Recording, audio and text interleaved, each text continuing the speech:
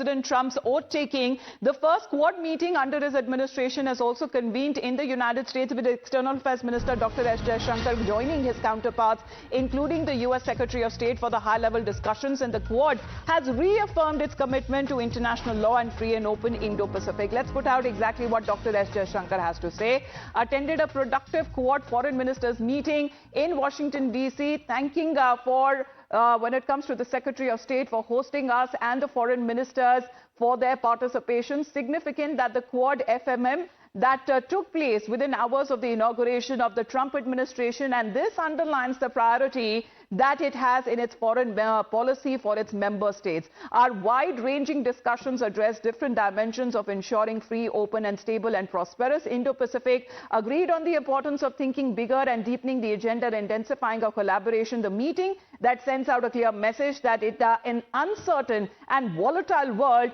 the Quad will continue to be a force for the global good. Let's get in a word from Rishabh as well. Rishabh, good morning. What does the Quad signify, especially when it comes to the assumption of the new Trump government in the United States?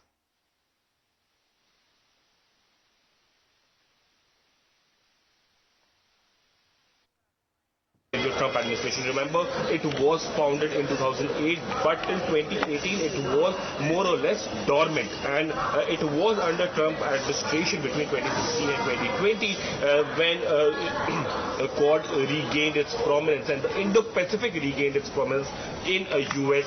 foreign policy. And that's the reason that we see that just after formally taking over the charges in Washington, the first two meetings that we see was A, with the Quad leaders and Quad foreign ministers, and second with the External Affairs Minister of India.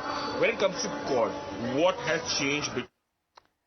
Rishabh, we'll just get that line reconnected with you. But Srinjoy, because the statement that has been issued by the External Affairs Minister emphasizing the significance and the timing, noting that it was held within hours of Trump taking office.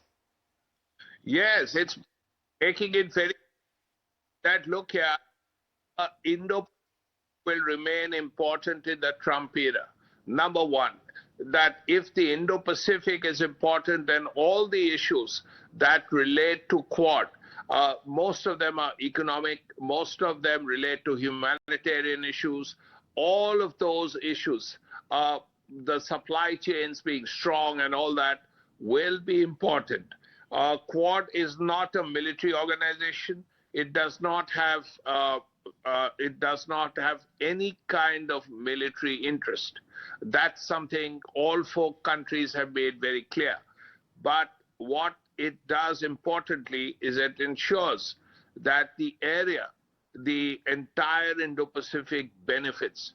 If there are medicines to be given out, if there are vaccines to be given out, the Quad is there. If there is a requirement for a better supply chain, the Quad is there. If there is a problem in the seas vis-a-vis, let's say, another disaster, then the Quad is there.